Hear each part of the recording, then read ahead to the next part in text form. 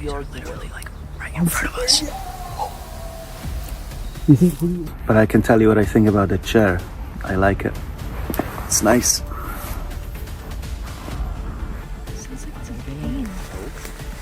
No, but there's something that's like Out there. Something's out there. And the thing is,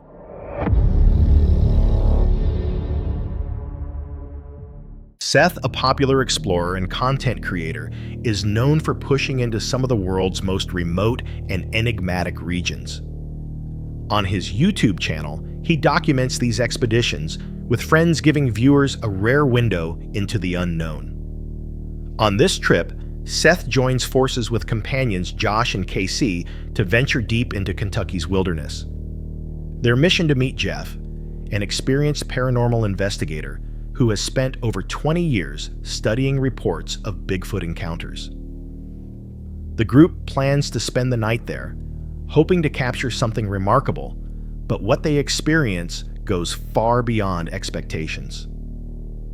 On October 25th, 2021, just beyond the edge of a dense and isolated forest, Seth and his team meet Jeff. Josh, do you want to tell him why? We are in Lexington, Kentucky, in the middle of nowhere, searching for Bigfoot. Bigfoot. We're meeting up with a researcher who's reputable. He's done stuff with the Travel Channel. He claims that there's a chance of finding Bigfoot. It's going to be right around here in a secret location, which he's not telling us. We're meeting up with a random dude that we've never even talked to. Josh has maybe talked to him through text like a couple times, and that's about it. That's all the information we have. But all we can really say is that we're going to look for Bigfoot right now. So let's go. we're ready to go die in the woods. Yeah. Nice to meet you, though, Josh. Jeff. How's it going? I'm Seth. Jeff. Nice to meet you. Should I just follow you somewhere? Yeah, or? follow me. The roads get kind of dicey. Yep. Okay. When we turn off the big road down there. If I can drive that there, y'all be good. Yeah, legit. Cool. All right, let's get it. Let's do it. After brief introductions, Jeff guides them off the main road and into a protected tract of more than 1,000 acres, a place infamous for strange sightings and reports of aggressive, unidentified creatures. Drawing from his decades of research, Jeff cautions them not to dismiss Bigfoot as mere folklore. Like, don't think of it as the cartoony character that you see, because it's very dangerous if you're out in the woods and something happens. You're literally there with one, and if there's one, There's gotta be probably more. many. They say they find Bigfoot in Oregon, Oklahoma. So it's like, is he everywhere? Hidden? Like, we don't know. That's the thing. It's a mystery. Tell you this, and this is my kind of thoughts on it after doing tons of research. I think you have like different types across the Right. country. I don't think they're all the same, and I don't think they're all like huge 8, 9, 10 foot tall creatures. I think some of them are smaller based on whatever they're eating or whatever their habitat is. And- I've tracked it down to probably 2 family groups that are in the area. This area that we're in now is over 1,000 acres of protected land. Nobody can come in here and hunt. So it's a safe place for it It's to a be? safe place. So, I mean, according to the sightings, I think that they use like where they cut out for power lines, the utility Yeah. companies. I think they travel those to get out, and then they travel them to get back in. And then once they're in, they're safe. And that's where they've been seen. They've been seen close to those cuts, either crossing the road or going up hills close to them, and then they just get caught by a human. But creatures in this area are a little more aggressive and a little more territorial, because all of the sightings that I've gathered from here, you know, snarling teeth at people, throwing Jesus. rocks at people. Damn. So this is kind of why I'm working here right now. I think Okay. they sleep here somewhere. Yeah. I just don't know where yet. Maybe So- tonight we're going to find out. Maybe now. He explains that different types might exist across the country, possibly varying in size and behavior, depending on their surroundings. He suspects the region they're entering could host several, with activity patterns often following power line corridors and thick forest cover. With anticipation rising, the group treks deeper into the woods. Sun is coming down now. We've been out here for probably an hour, hour and a half, maybe a little longer. Dude, this red lighting just looks amazing. Like, this looks badass. Yeah, it's another thing, guys. We really can only see like maybe 50 yards in front of us. So anything that you guys see on camera, that's literally all we can see as well. So you're seeing the same shit that we're seeing. Oh my God, what are we doing? Yeah, what is that? Oh yeah. Why is that there? Dude, that scared me. I thought it was like glowing red eyes or something. This is the little object that we saw. I deadass thought it was like a red eye or something, but it's just a reflector like nailed into the tree. As dusk settles, the air grows heavier, and navigation becomes increasingly difficult. When they notice what seems to be a pair of glowing red eyes in the distance, tension spikes until they realize it's only a reflector nailed to a tree. Soon after, things intensify. What is it right there? Straight ahead, right in front of my face. I kind of see what you're looking at, actually. You see what I'm looking at? Yeah. Is it a stump? Has to be, right? It's behind the tree. See it? Yeah, I do. Right there. I can't see it on camera. It came out more. Right there. It just went. Yeah, right there. Yeah, what is that? What is that? I swear if it moves, I'm losing my mind. There It's we like go. wood now. Is that wood? Looks like it could be wood. So this is what we do. I mean, it literally looked like that it could have been behind the tree. Dude, that's straight up. It was moving. That straight up looked like Bigfoot. Littlefoot, bro.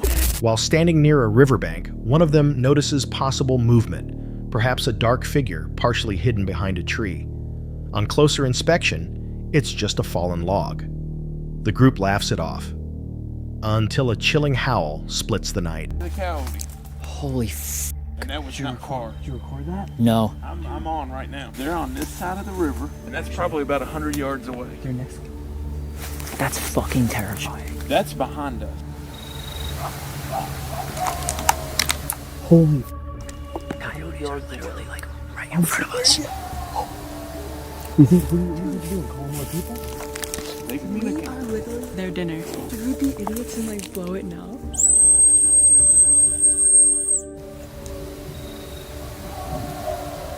They're reacting to this. Do you hear that? No, they really are reacting to this. Holy Dude, that sounds wicked Now, close, the like no reason we're doing lie. this, we're not doing this just for coyotes. There's theories that Bigfoot travels closely with coyotes. I don't know, is it an alarm system or what? But we're trying to see what else Yeah. we get. What is that like grunting? I know. Do you hear that? It's like closer than the coyotes. Coyote calls erupt from multiple directions, drawing closer. Among them is a deep guttural growl, slower, heavier, and clearly unnatural. They freeze, scanning the thick brush with their lights. The noises seem to shift position rapidly. Unease grows.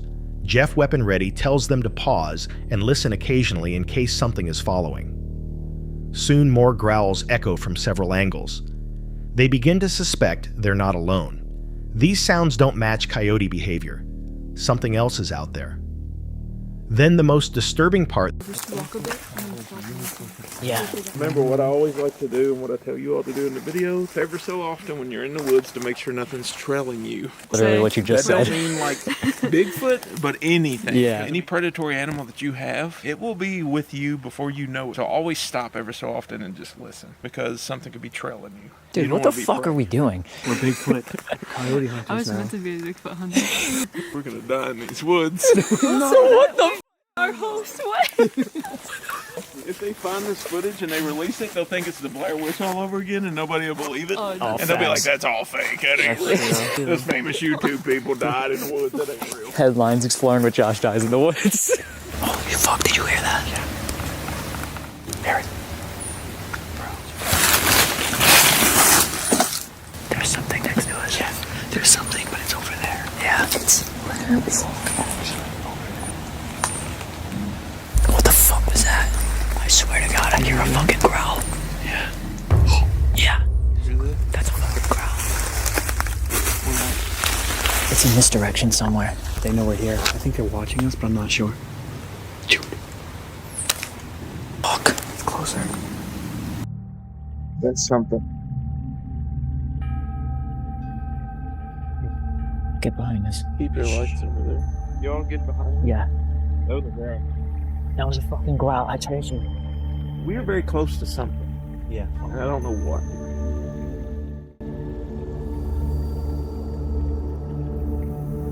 I'm hearing more voices on the left, though. I think we need to move back. Yeah. To the path. Can you hear the voices? I'm hearing.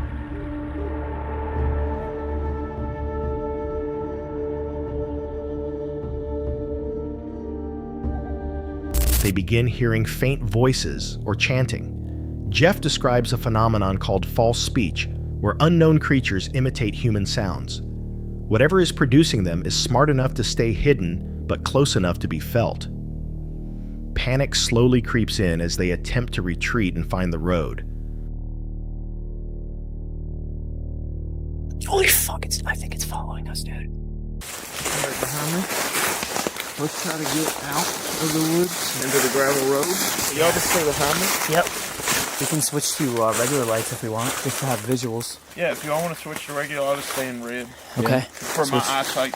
in case I have to shoot things. So if we go straight back where it's a gravel road, stuff's getting pretty intense. Yeah, it is. So we decided to back out a little bit. Whatever it is that's been growling at us is absolutely following us and trailing us right now. This is dangerous. But at one Things behind yes. And at one point, I was hearing voices and talking and like chanting or I something. will tell you this, sometimes in Bigfoot sightings, I've heard what they call faux speech, and it's where they try to duplicate our voices. If that's real, what if that's what you heard? Dude, That's a coyote. Fuck, that's a coyote. hang on. See, those coyotes are. They're across the river.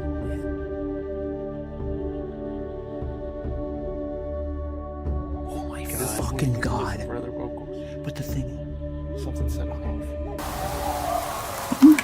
That's a lot. Yeah, that's a pack.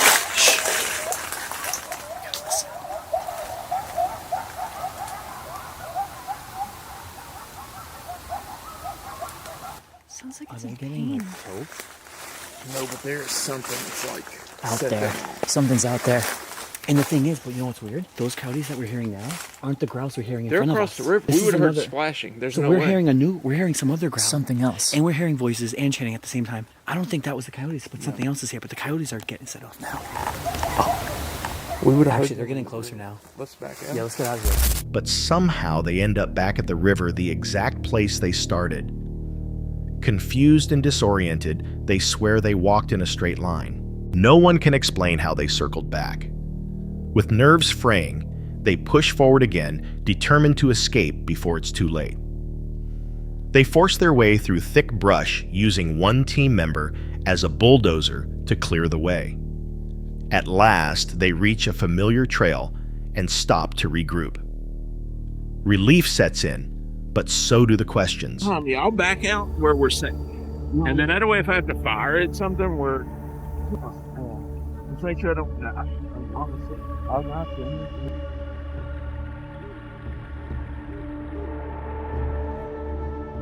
We're at the river. How did we get turned around? We're back where we started. Like, legit. I'm not doing no, like, Blair Witch shit. Like, how did we get back here? I don't. We were literally facing this. Wait, this is where we first started. Yeah, dude, we literally just went in a circle. Like, What look, the f- and they're never gonna believe this because it's YouTube. Yeah. How the hell did we get back here? I don't know. Guys, you just heard an animal growling at us. Do you really think that we would throw ourselves in a circle? Seriously? Like, we literally just came back to where the animal was growling, and we were walking straight. I know. How did we get to the river? That actually doesn't make any sense. That means all the coyotes are over there still. We're back where we started. We haven't heard him in a little That while. makes no sense. Okay, let's just talk about this. Because you're going to see this on YouTube and be like, oh, they're trying to get me. We have no clue how we just got back to the river because we were walking straight to the gravel road. I've been in these woods a ton. And I don't want to do this. Josh doesn't want to be here wanted to anymore. get out of here. Josh wanted to go. So we're not going to go I've asked purposely him back like to the 3 river. times. Yeah. Do you know where you are? Yes, I know where I am. She did have some. They reflect on the night, the growls, the mimicry, the voices, and the fact that the coyotes only began howling after the strange sounds started. Something triggered them, and whatever it wasn't a typical animal. Exhausted and shaken, they abandoned the plan to stay overnight.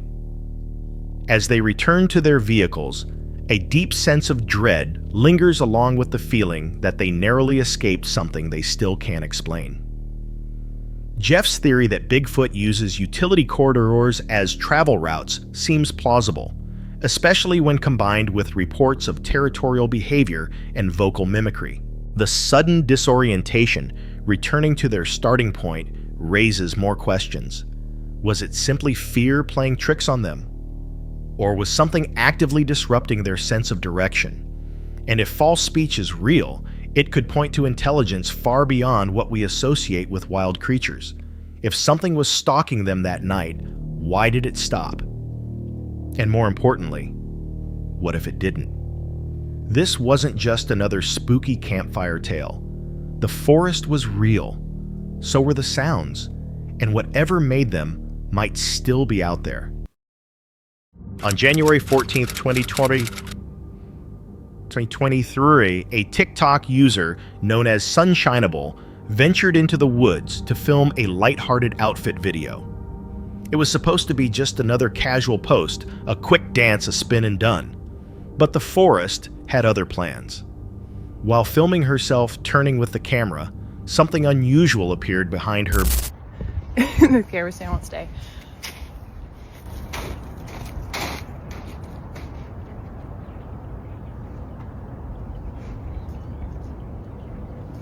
barely noticeable at first glance. In the distance between the trees, a dark figure stood motionless.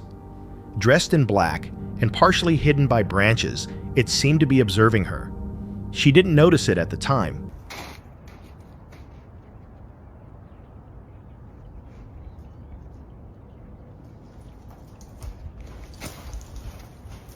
Nope, nope, nope, nope, nope. But the camera did.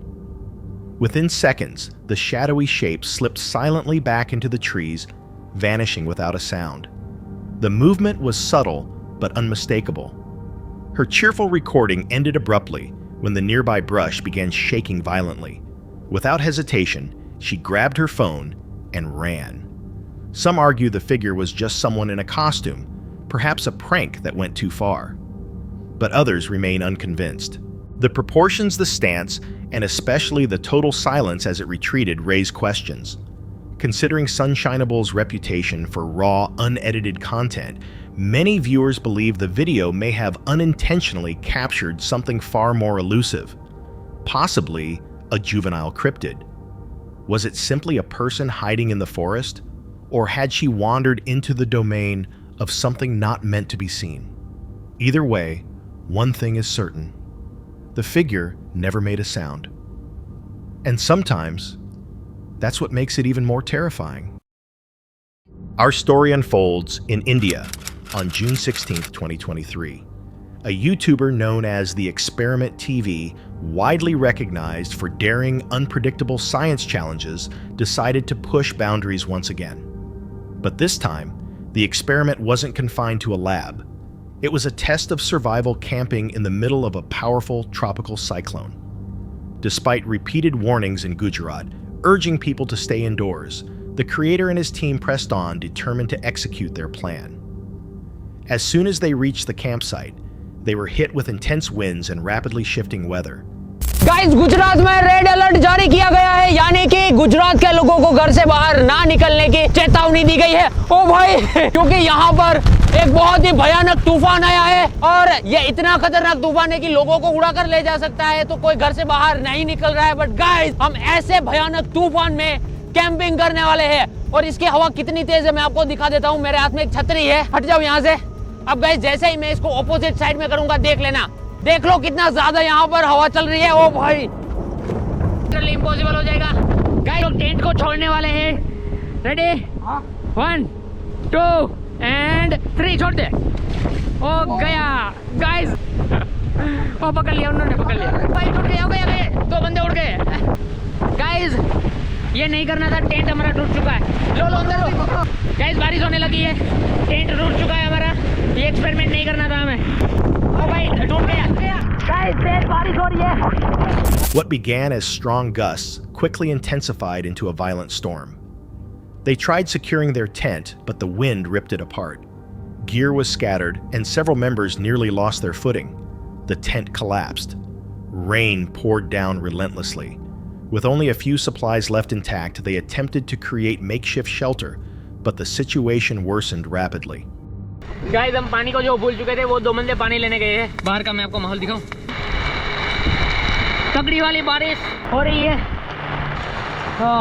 Guys, हालात बद से बदतर हो रहे हैं। लगता है हम लोग उड़ जाएंगे, पता नहीं बच पाएंगे या फिर नहीं इस माहौल में। हैं? उड़ जाएगा गाइस, सीरियसली। अभी हमारे पास अपनी गाड़ी भी नहीं है और यहाँ से अगर निकले तो भाई साहब,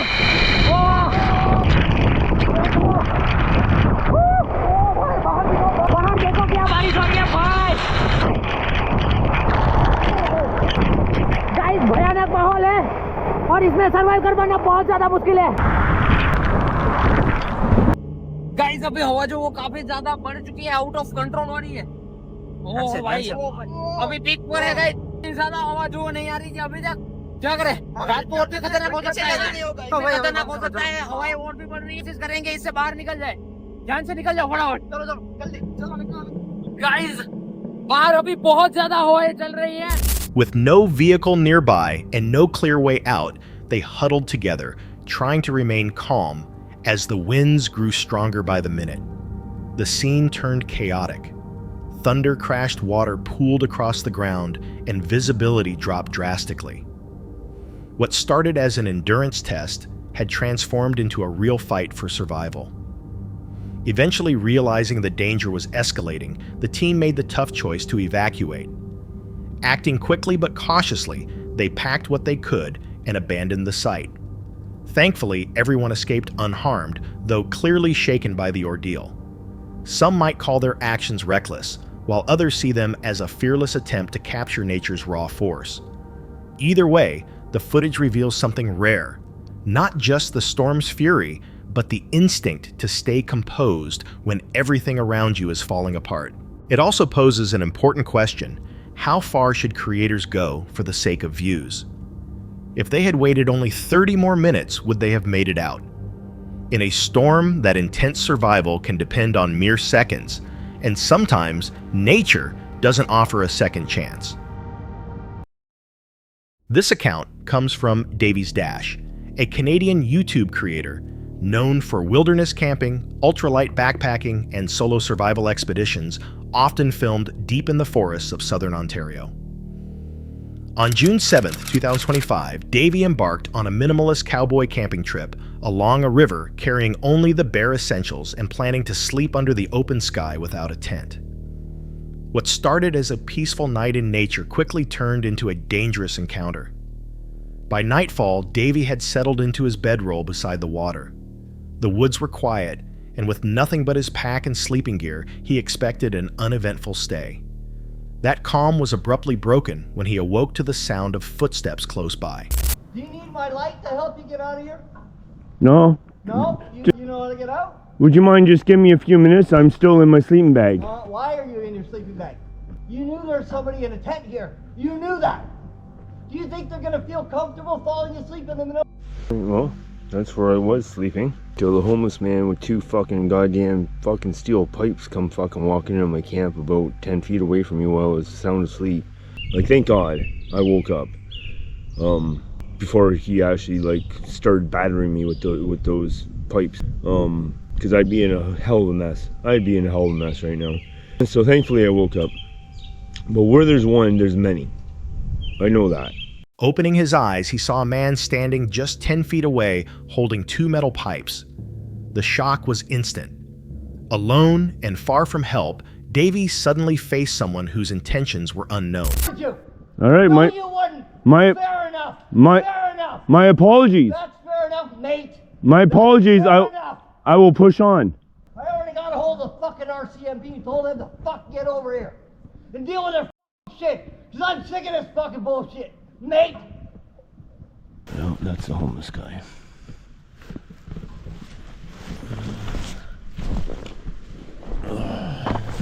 We'll deal with him later. Right now, let's just get out of here. He's all jibbed up or something. And one thing you can't do is trust a fucking gibber. So let's go. I have the bear spray on me. I have my fucking bear spray on me. Well, that's where I was sleeping. The fear didn't end there. What disturbed him even more was the possibility that others might have been nearby, turning an already tense situation into something far more unpredictable.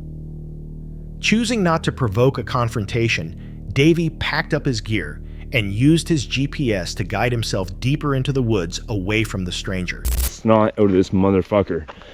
But let's just have a seat. Let's just sit and calm down here for a second. Because I'm not a person that's easy to calm down.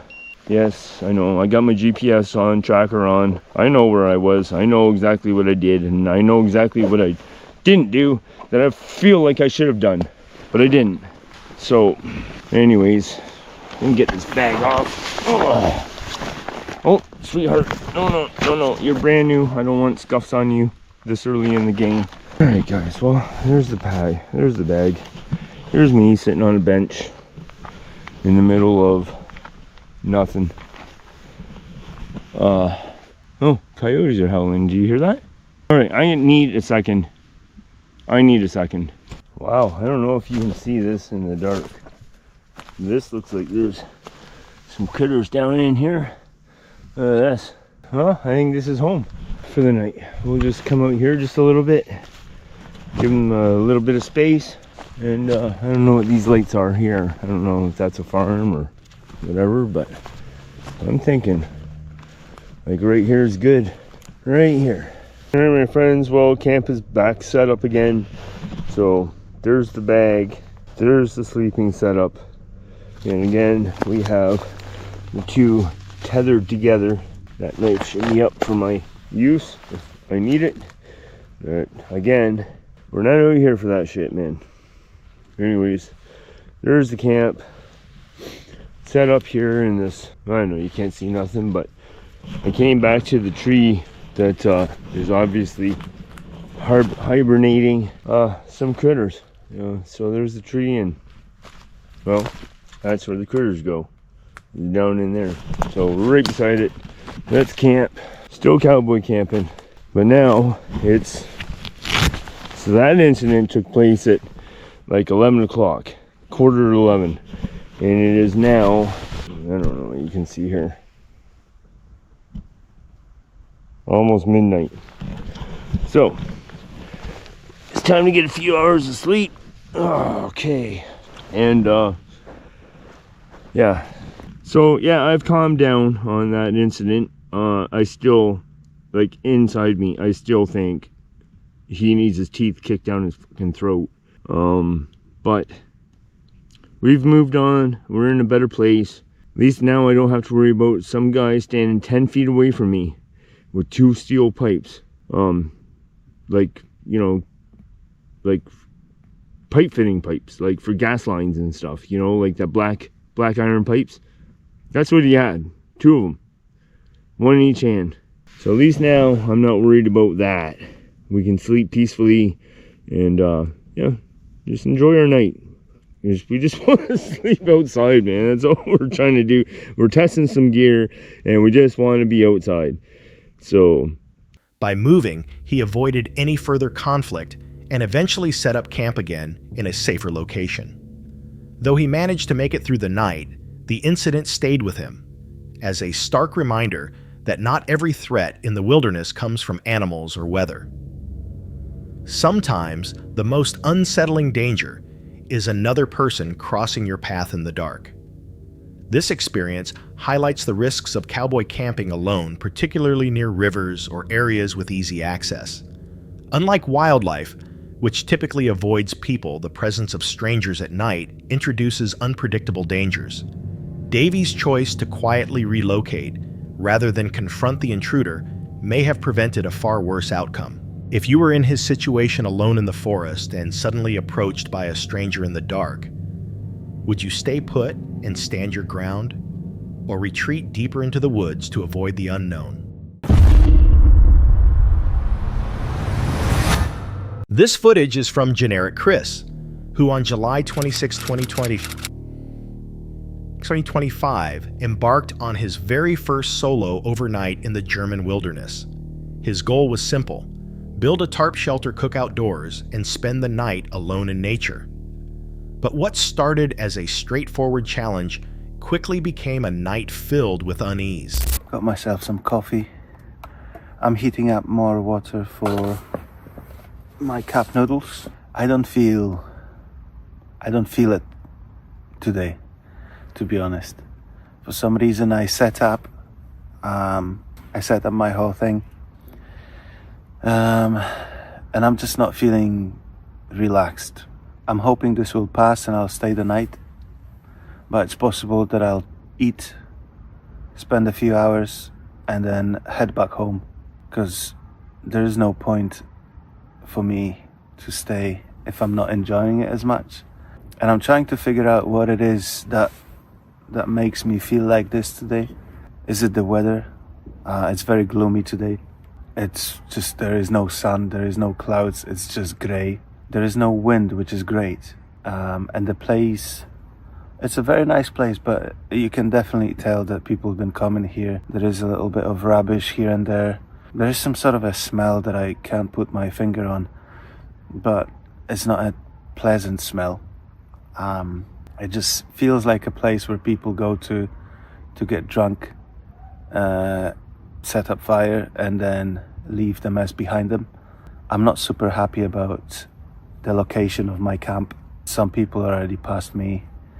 And it's just not something, it's just, I don't know if you can hear those shouts and noises, and I think there's a dog taking a bath in the reservoir.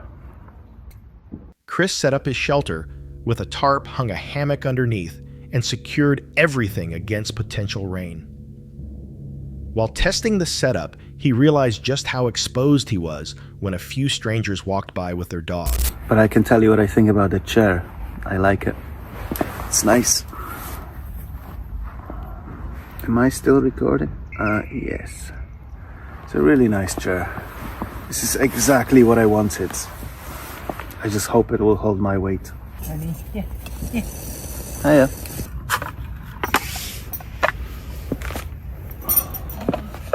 So someone just passed me by with dogs. I says hi, and they don't say anything. Strange.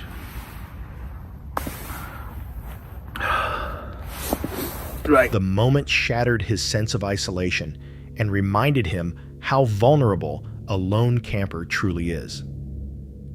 As darkness fell, the forest came alive with unfamiliar sounds. He reassured himself they were just part of the natural environment, but the discomfort remained. The deeper the night grew, the more the silence and darkness unsettled him.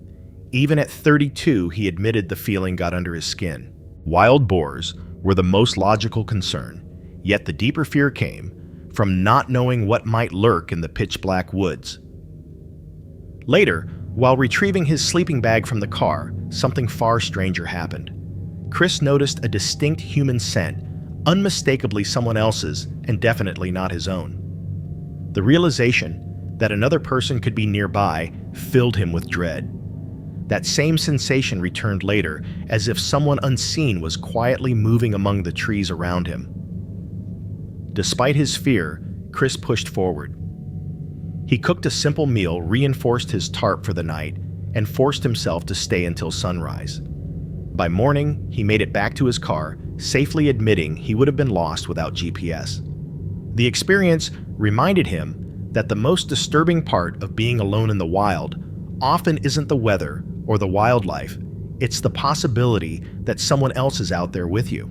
Chris's experience shows how quickly the illusion of safety can crumble when camping alone. A single sound, a passing stranger, or even a faint scent can instantly shift the atmosphere. Whether it was mere coincidence or something more, his unease was rooted in one of humanity's deepest fears, not knowing who or what might be just beyond sight. Would you have stayed through the night like Chris did, or left at the first sign that someone might be watching from the darkness? That's it for tonight. Which moment creeped you out the most? Drop it in the comments. Have your own story? Share it with us, and stay tuned. The next one is even darker.